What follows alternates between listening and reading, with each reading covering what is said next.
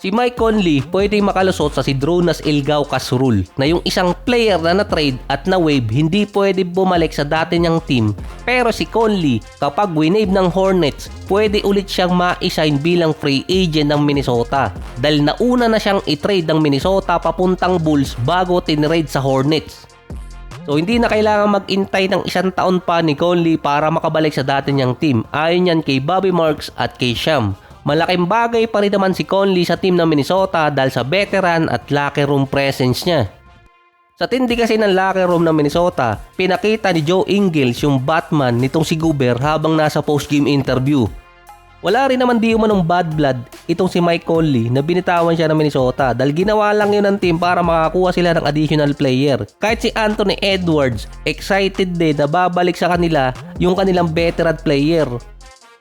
Si Duzon mo naman expected makakalaro siya para sa Minnesota sa game versus Clippers. Lunes yun, February 9. Kailangan di umano mapakinabangan ng Minnesota sa next 2 years or higit pa itong si Duzon mo dahil binitawan si Rob Dillingham at 4 na second rounder. Prior pa sa game ng Minnesota at Pelicans, number 6 ang Minnesota sa standing ngayon. Pero by numbers of wins, number 4 talaga sila behind Nuggets. Nasa 2-1 record pa ang kailangang habulin ng Minnesota kontra sa Nuggets dahil nasa Denver yung tiebreaker ngayong season. Si Luka nawala sa game versus Sixers dahil sa injury. Meron siyang 10 points, 4 rebounds, 2 assists, 5 turnover sa loob ng 16 minutes. Naging doubtful siya sa best friend na team ng Lakers, ang Golden State. Hindi naman malala yung injury ni Luka based sa mga report. Nagkaroon lang di umano ng pananakit sa hamstring niya. Kaya hindi na ibinalik sa nakaraang game dahil precautionary measure ng LA. Pwede kasing maging game time decision si Luka versus Golden State. Expected, lalaro na si Kennard sa next game din nila. Tinuro pa ng mga fans na kaya na-injured itong si Luka dahil nag-dunk. Samantalang si JJ Redick naman excited na sa kanilang bagong miyembro ng Snowtime. May Luka at Luke.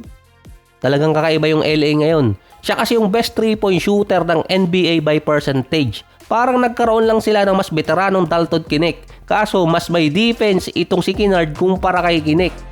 Meron din kasing edge itong si Kennard dahil bilang shooter, siya din kasi yung naging playmaker at off-the-ball player ng Atlanta Hawks nung nakaraan. Madaling hanapin ni Luka at ni Reeves itong si Kennard at madali din niyang hanapin si Luka at si Austin Reeves.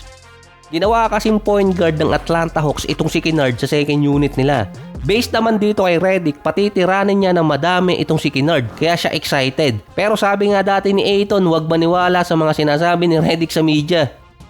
Kaya siya nababangko sa Lakers buti safe din siya ngayong season. Based naman sa mga writer, toxic di umano si Kennard. Hindi yung toxic na player tulad ng iba, kundi ayaw niyang tumira ng maraming 3-point shot kahit pa siya ang best shooter. So hindi cancer ng locker room si Kennard kaya tinatawag na toxic, kundi yung stats niya kasi. Kahit ilagay sa per 100 possession at per 36 minutes, mababa pa rin yung attempts niya mula sa 3-point area. Hindi tulad ng iba mga player. Dapat nagpapaturo to kay Anthony Edwards Tira lang ng tira hanggang may butas. Ayun, nakalima na. Kumbaga parang nasasayang yung pagiging threat niya mula sa 3-point area kasi nga hindi siya masyadong tumitira. By stats, ang pinakamataas niyang season by points ay 2020 sa Detroit. Meron siyang almost 16 points, 3 rebounds at 4 assists per game. 39% din siya mula sa 3-point area. Ang pinaka-best season naman ni Kennard na gamit ang kanyang shooting percentage 2022 at 2023. Ito yung naglalaro pa siya dito sa Clippers bago napunta rin ng Memphis. At least 5 3-point shot per game at nasa 2.5 per game ang naipapasok niya. Sa dalawang season na yon, nasa pagitan siya ng 45 to 49% sa beyond the arc na may at least 5 3-point shot. Kahit may average si Kennard na 49.7% ngayong season mula sa beyond the arc, meron lang siyang 1.6 out of 3.2 per game.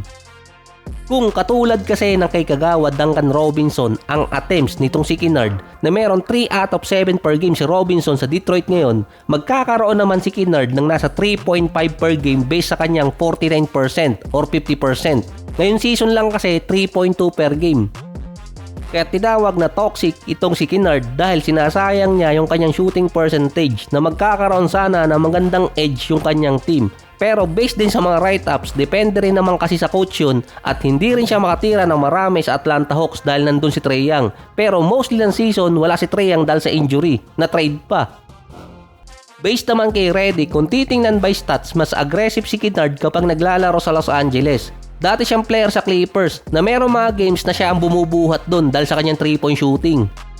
Ang Lakers din ang isa sa mga team na may pinaka-konting 3-point shot attempts. Isa din sila sa may pinakamababang na ipapasok. Ang chances ni Kennard na makatira ng marami kapag hindi niya kasama sa loob ng court si LeBron, Reeves at si Luka. Dahil majority ng bola kung pagbabasihan ng stats nasa tatlong player na yon, almost 70%. So yung chances na dumami ang tira nitong si Kennard nakadepende kung wala doon yung tatlo sa loob ng court. Isa pa doon, si Klay Thompson expected mababay out ngayong season. Gusto rin ng airpat niyang maglaro siya sa Lakers, pero andun si Kennard. Lalong liliit ang option ni Klay Thompson na pumunta ng Lakers kung sakaling matupad yung gusto ni Redick na tumaas ang 3-point attempts nitong si Kennard. Magawa lang kasi ni Kennard na tumaas ng at least 5 per game yung kanyang attempts at maipasok niya 3. Malaking bagay na yun sa Lakers dahil nag-improve ang kanilang offense, kaso nga lang andun pa rin yung problema nila sa defense.